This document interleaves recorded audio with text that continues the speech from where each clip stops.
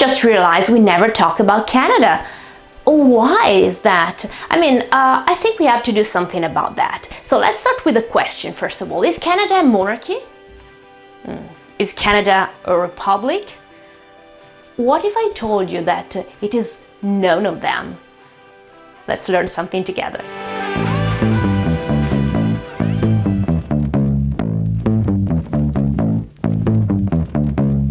Hey guys, welcome back to my channel, welcome back to Ad Maiora. It's great to have you here again. Thank you for being here again.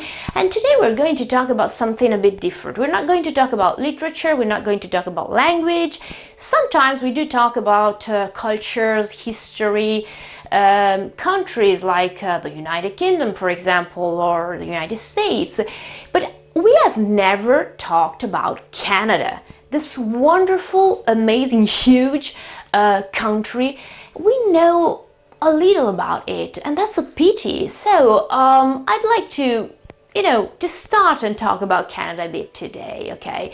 Of course, there is so much more to say. This amazing country with, full of amazing people. We know that Canadian people are usually so kind and welcoming and very friendly. They're really amazing people, and they speak an amazing English. When people ask me what would be a good country to travel to in order to learn English or to approach an accent, well, I love all accents, all British accents or American accents, but Canada is actually very plain, marvelous accent. The language is very easy to understand, so it's a great place to start.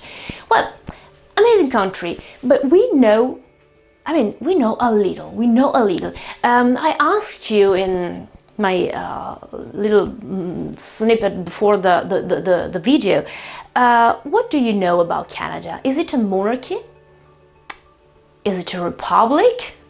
Well, it's not a monarchy. Probably you guessed that, but it's not a republic either.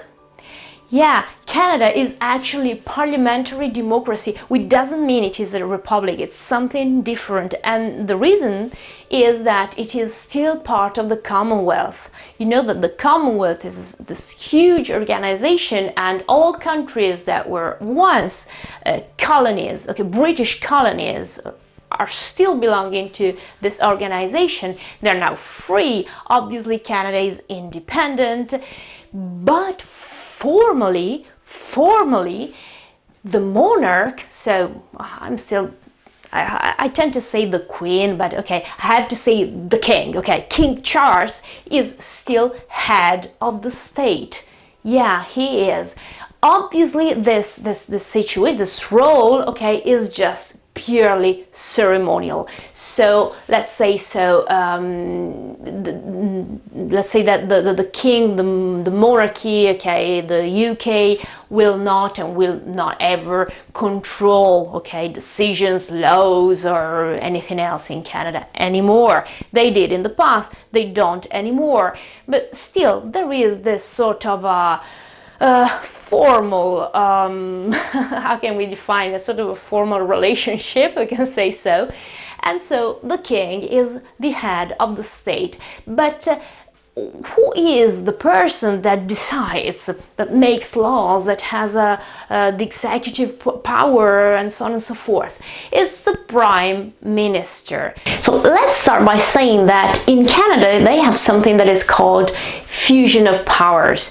It means that the powers, so especially the executive and legislative powers, are connected, okay? They're fused in a way. This is something very different from the United States, for example, or Italy, where I live, okay, where powers are completely separated. So, for example, in the States, executive power is the president, and the legislative power is the House of Representatives. In Italy, the executive power is the government, and legislative power is the parliament. So they're completely divided. There's a judiciary power. This is something else again, but especially as far as these two powers are concerned, so executive and legislative, they are usually divided. In this case they are not, so this is the first difference. But who has all this power? The prime minister. The prime minister.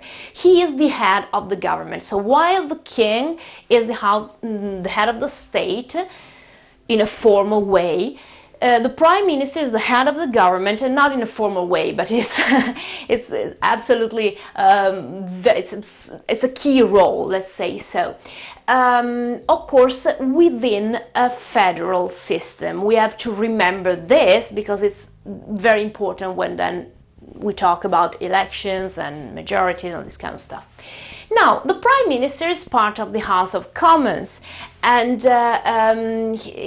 when he is elected, he receives or he starts a 5-year term. And pay attention, there is no limit as to the number of terms they can have, okay, which is quite crazy. It could sound a bit like, oh my god, that's a king, that's a, you know, sort of a tyranny because they don't have a limit. Well, they don't actually, but okay, the Prime Minister is actually elected, not directly, okay? As it happens in Italy, we don't elect our Prime Minister, which is different from, I don't know, the United States, where they elect their president directly, okay? Prime Minister and President are not the same thing, but still, they elect the person directly. This doesn't happen in Canada, it doesn't happen in Italy as well, because we and they vote people who represent their parties, okay? There are 3 parties in Canada: NDP, Liberals, and Conservatives. Only 3 parties, so not 2 parties as it is in the States, Republicans and Democrats, and there are Liberals in that case too, but it's mostly a bipartisan system. There are many different parties. The Prime Minister we've got today, Justin Trudeau, belongs to the Liberals, okay? This system here is called plurality, which means, of course, that there are 3 and not 2 parties. So obviously, the percentage of people who are elected may not correspond to, let's say, an absolute majority, and that creates a lot of problems in a way. So let's start by saying that the way they elect their representatives depend on their riding or districts. It means that, of course, Canada is a huge country, and there are places where a lot of people live, like in big cities, for example, in Toronto or Vancouver, whatever. So the density of population is extremely high. And then there are other places where only a few people live. Obviously, it wouldn't be fair just to divide the country geometrically, like a sort of a cake, and maybe one piece of the cake has all the people and, of course, all the representatives. So they have divided it into different ridings, and each single riding corresponded to 150,000 Canadians, voters. Okay, so in this way, a very tiny part of the country can be divided into different and more than one ridings, just because there are a lot of people there. And then huge ridings may contain just a few people. Okay, the point is that each single riding or district has to contain more or less 150,000 people, voters, of course, people who can vote. What I was saying before about plurality, this is a great thing, but on the other hand, it can also create a few problems, because there may be the possibility of a minority government, which means that one party got the majority of votes, but the other 2 parties together, if they join forces, if they join their votes, have more representatives than the party who won. So in this case, we have a sort of a stall, we have a situation that is not very easy, and the other two parties, which should be the opposition, can stop anything that the government decides, or the majority, the party who won decides, and in that case they can also push to have elections immediately. Okay, so this is a bit complicated, but we know in Italy that it happens a lot.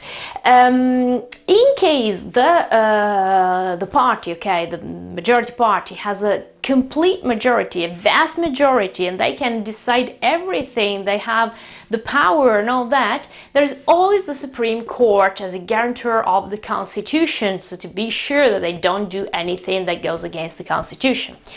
Now, when we talk about, I mean, we have talked about the House of Commons, but it's not the only house we have. There are two houses, of course, House of Commons and Senate. Okay, it's a bit like House of Commons and House of Lords in Britain. Okay, in this case they don't call them lords, but pretty much the same thing. Also in Italy we have the Camera dei Deputati e Senato, so it's pretty much the same thing. We have the Senate also in the United States, so it's something that we are quite familiar with. The Senate is made of 104 senators, and the reason why most Canadians say that it's the less democratic institution of all is that those senators are not voted, are not elected, they are appointed. They are appointed by the Prime Minister, so if the Prime Minister is a liberal, they will all be liberals, of course.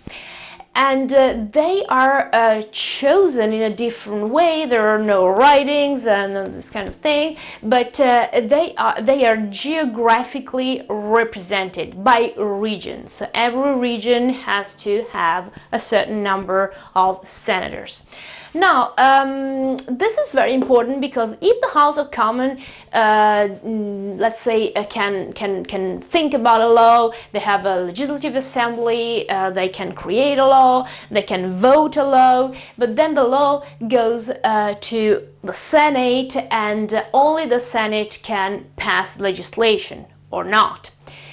But even if they do, they pass legislation, so the law is accepted by both House of Commons and Senate, still it's not effective until they got the royal assent. That's crazy. Okay, so we go back to the little crown, okay, the head of the state, our King Charles, that has to sign that the line is all right, that it can be effective. Obviously, they will never say no, not anymore. They don't have this power. They don't have interest in you know, mingling and you know, yeah, doing anything that could actually influence Canadian politics or politics of the ex-colonies.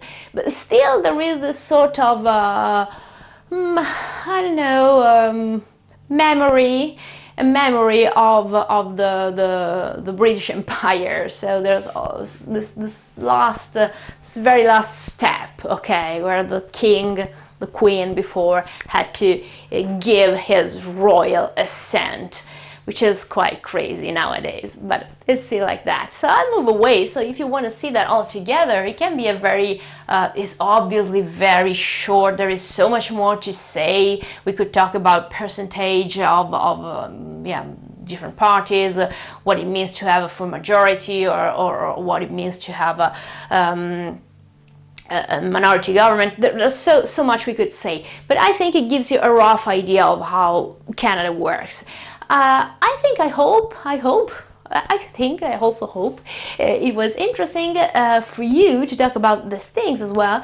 And if you're interested in something else like this, not just talking about literature stuff, but also talking about how these countries work, or some aspects of these countries. We've talked a lot about the United States now after the elections. If you're curious, just ask away. maybe we can do something about it. Maybe we can make a video or explain something more, be more aware of what is around us, okay? Because it's very important. Understand what's going on abroad helps us understand also what's going on in our own country. So thank you so very much for following, and again, hit the subscribe button and the bell to get notifications if you can, if you want, if you're interested. Thank you so very much for being here. Leave me a comment if you liked it, and thank you again. Thank you so much to all of you that contribute, who decided to contribute with a small amount on PayPal, okay, at maioratutor at gmail.com. You make all the difference in the world, okay, let me tell you. Thank you so much, guys. As always, take care. See you soon.